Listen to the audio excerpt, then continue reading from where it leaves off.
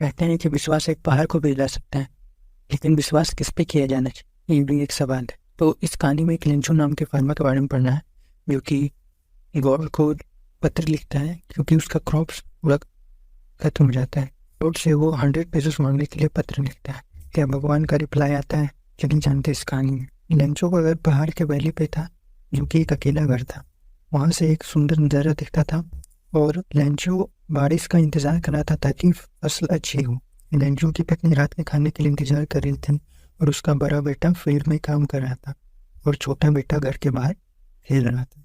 Lencho को लगता है कि बारिश होगी क्योंकि वो नॉर्थ ईस्ट माउंटेन्स को देखकर ऐसा संभावना जताता है और बारिश होती भी है। तो थोड़ी देर बाद लेंचो कहता है कि जो बारिश की बड़ी बूंदे है वो 10 सेंट का है और बारिश की छोटी बूंदे 5 सेंट का है। बारिश से लेंचो काफी सेटिस्फाइड हो जाता है, सोचता है कि मेरी फसल तो अच्छी होगी और मुझे काफी अच्छा इनकम होगा।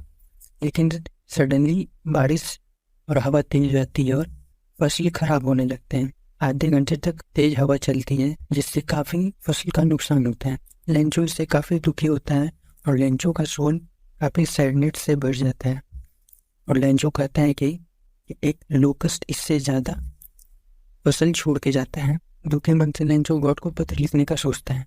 क्योंकि लेंचो एक फार्मर था, उसे पढ़ना लिखना नहीं आना चाहिए था, लेकिन लेंचो इतना कैपेबल था कि वो किसी को पत्र लिख सकता था।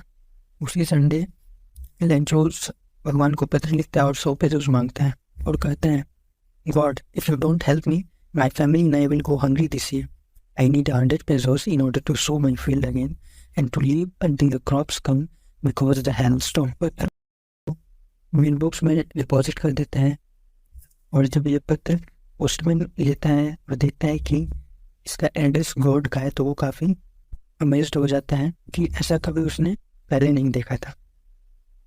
ये बात वो अपने पोस्ट मास्टर को बताता है, जो कि फैट एनिमल और फेलो था, और वो काफ़ी हंसने लगता है ये बात से।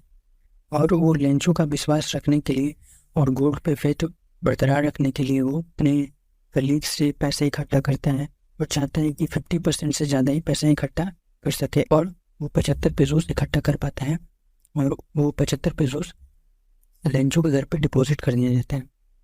जब वो लेटर लेंचो खोलता है तो देखता है कि इस लेटर में 75 पेसोस ही है, जिससे वो काफ़ी दुखी हो जाता है और उसे लगता है कि पोस्ट ऑफिस के एम्प्लॉयज़ जो हैं वो क्रूक्स हैं, तब धोखेबाज हैं और उसके 25 पेसोस ले लिए हैं। उसी वक्त लेंचो पेन निकाल कर लिखने लगता है और फिर लिखने के बाद स्टैम्प खरीदता है और उसे चिपका देता है। कांडे के बाद वो पत्र को मेल बॉक्स में डाल देता है और जब ये पत्र पोस्ट मास्टर देखता है उसमें लिखा रहता है कि भगवान मुझे बाकी के पैसे वापस लौटाए, क्योंकि मुझे 70 पेसोस ही मिले और बाकी के पैसे पोस्ट ऑफिस के एम्प्लॉयज़ ने